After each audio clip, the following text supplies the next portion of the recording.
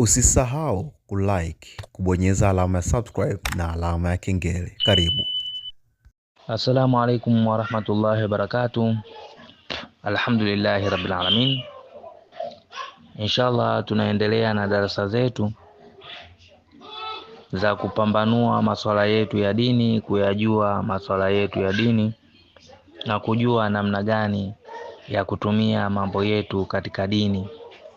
Kwa hiyo bado tunazungumzia namna ya kutumia sura katika sura za Qur'an. Bado tunaendelea na sura katika sura za Qur'an. Muda huu na saa hii inshallah kwa idhini yake Mwenyezi Mungu akituafikisha, tutaizungumzia suratul Dhariyati. Suratul Dhariyati. Tutaizungumzia suratul Dhariyati. Hii sura ina khawasi nyingi, lakini tutazisema chache katika khawasi za sura hii, yani faida zake na matumizi yake. Sura hii mwenye kuisoma, kwa mfano ukaisoma sura hii mwanzo mpaka mwisho katika maji, ukaisoma sura hii mwanzo mpaka mwisho katika maji, halafu ukampa mtu mwenye shida ya maumivu ya mgongo, ukampa mtu mwenye shida ya maumivu ya mgongo, kwa idhini ya Mwenyezi Mungu na baraka zake Mwenyezi Mungu, yale maumivu yatamuondoka.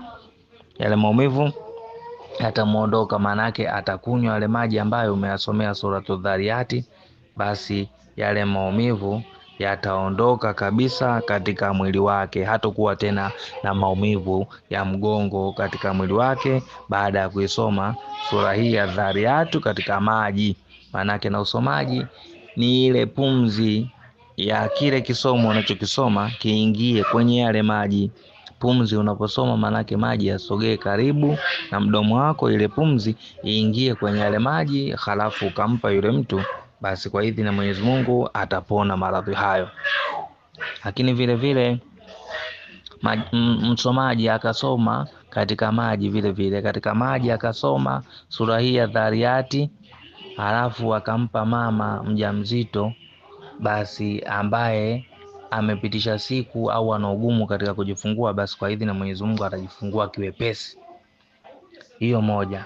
Lakini pili, unaweza ukamsomea mama mjamzito ambaye hata hajafikia muda wa kujifungua, ukamsomea, ukamshika kichwa, ukamsomea mara 3 sura hii, kwa idhini ya Mwenyezi Mungu atajifungua kwa salama na amani, hakuna kibaya ambacho kitampata. Lakini unaweza kumsomea hata mama mjamzito, tumesema, ambaye bado hajafikia kiwango cha kujifungua, na wanasemaga uzuri sana kumsomea, akisha pata mtu tu akabeba ujauzito, basi umsomee kisomo hiki, inshallah kwa idhini ya Mwenyezi Mungu atajifungua salama kabisa, hatopatwa na madhila, hatopatwa na majanga ya kujifungua kwake. Lakini faida ya mwisho katika faida ya sura hii Dhariyatu, mtu mwenye kusoma sura hii au akawa anakithirisha mara nyingi anaisoma sura hii, kifo chake hakitokuwa na mateso. Hatakuwa na mateso katika kufa kwake. Hatakuwa na mateso katika kufa kwake, manake atakufa kwa starehe, lakini si kufa tu kwa starehe, hatakufa kwa yule watu wenye majanga, labda akafa kwa madhila fulani makubwa mabaya ya kumdhalilisha au ya kumtweza utu wake.